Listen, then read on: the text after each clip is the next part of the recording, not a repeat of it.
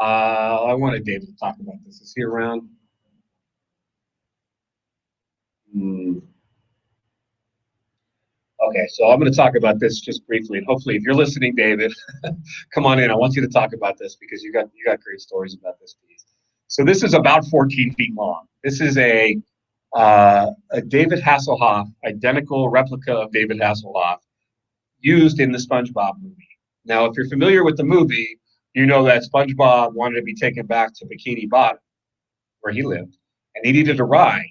And he asked David, "Can you swim?" And David said, "Of course I can swim." I really wish David was telling this story. I shouldn't be telling the story. Anyway, this is the act. Come on in, man. All right, I'm getting David back in to tell a little bit of story about this because this is just too cool. Come on in and talk about Big Dave, will you? Oh, yeah. Come on in, have a seat. We'll talk about Big Dave. Okay, the story about Big Dave is they did a 750-pound 13 replica of David Hasselhoff when we did the SpongeBob movie, and I was really like one of the only humans in the movie. So Scarlett Johansson and Jeffrey Tambor were in it, but everybody played cartoons, and I was the only human. So I actually brought uh, pictures of me to the premiere because I was the only one who was recognized. But Big Dave was a replica of me, unbelievable replica of me. They had 3.5 hours each day of women putting in hair from a yak. Somewhere in the world, there's a really upset yak because they put the yak's hair on my body. Anyway, it's so real that I decided to keep it. And I said, "What are you going to do with that?" They said, "You want it?" I said, "Yeah." So I immediately drew up a legal contract and I got it.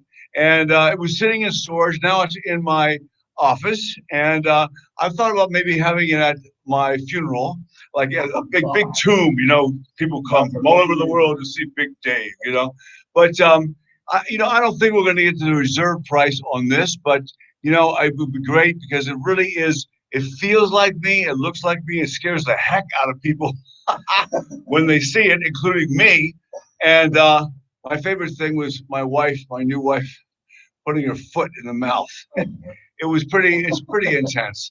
But Big Dave is really special to me because SpongeBob the movie is special to me, and Steve Hillenburg, who created it, he died of ALS, and he was a good friend. And so I'm hopefully we'll see what happens with Big Dave, and good luck. Thank you. How cool is that to have the Hoff talking about items in his auction? I mean, I beyond expectations on how cool David is and what a great guy he is. And thank you, my man. Really, really appreciative of that. You're awesome. So we are quite a bit of ways on the far ways on the reserve price here. You can understand why David would want to keep this piece. I'm just happy he let us put it into the auction. Whether or not it sells, I would love it to sell, of course. But if it doesn't sell at auction, just the fact that he let us put it in here, it's a remarkable piece. I mean, it's just remarkable. Comes from a fantastic movie. How often can you really buy true, authentic props like this that were used in films? Anyway, we have an opening bid of $100,000.